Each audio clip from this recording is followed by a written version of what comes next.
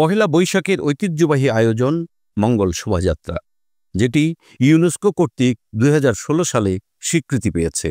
তার নাম পরিবর্তন নিয়ে দেশে বিদেশে নতুন করে বিতর্ক শুরু হয়েছে। ঢাকা বিশ্ববিদ্যালয়ের চারুকলা অনুষদ এবছর আয়োজন করেছে বর্ষবরণ আনন্দ শোভাযাত্রা। আয়োজকরা বলছেন, এটি কোনো পরিবর্তন নয়, বরং মূল রূপে ফিরে যাওয়া। ১৯৮৯ সালে প্রথমবার শোভাযাত্রার নাম ছিল আনন্দ শোভাযাত্রা। চারুকলা অনুষদের ডিন অধ্যাপক ডক্টর মোহাম্মদ আজহারুল ইসলাম শেখ এক সংবাদ সম্মেলনে বলেন, নাম পরিবর্তনের বিষয়টিকে আমরা পরিবর্তন না বলে পুনরুদ্ধার হিসেবে দেখছি। তিনি আরও বলেন, বাইরের কোনো চাপ নয়, সাংস্কৃতিক চেতনায় ফিরে যাওয়ার অভিপ্রায় থেকে এই সিদ্ধান্ত। তবে অনেকেই এই যুক্তিকে মানতে নারাজ।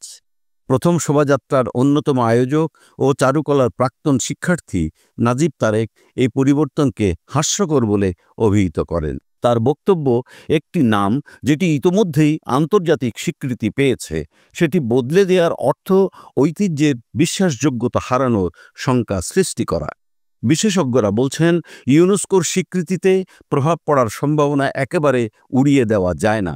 ইউনেস্কোর ওয়েবসাইটে থাকা নির্দেশনায় বলা হয়েছে, কোনো ঐতিহ্যের নাম, রূপ বা কার্যক্রমে পরিবর্তন ঘটলে ঐতিহ্যটির তাৎপর্য বা প্রাসঙ্গিকতা ক্ষতিগ্রস্ত হতে পারে। ধর্মভিত্তিক দলগুলোর আপত্তির মুখে মঙ্গল শব্দটি বাদ দেওয়া হয়েছে কিনা সে প্রশ্নও উঠছে। যদিও চারুকলার ডিন দাবি করেন, মঙ্গল শব্দটি রাজনৈতিক ও সাংস্কৃতিকভাবে বিতর্কিত হয়ে পড়ায় একটি নিরপেক্ষ ও সবার জন্য গ্রহণযোগ্য নাম ফিরিয়ে আনার চেষ্টা করা হয়েছে। সামাজিক যোগাযোগ মাধ্যমে ইতোমধ্যেই শোভাযাত্রার নাম পরিবর্তন নিয়ে ব্যাপক বিতর্ক চলছে।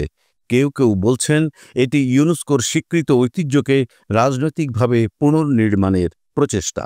এ প্রসঙ্গে ইউনেস্কোর পক্ষ থেকে আনুষ্ঠানিক কোনো প্রতিক্রিয়া এখনও আসেনি। তবে ইউনেস্কোর ইন্টারনাল গাইডলাইন অনুযায়ী স্বীকৃত ঐতিহ্যে উল্লেখযোগ্য পরিবর্তন ঘটলে সংশ্লিষ্ট রাষ্ট্রকে তা অবহিত করতে হয় এবং তা ভবিষ্যতে মূল্যায়নের জন্য বিবেচনায় আনা হতে পারে।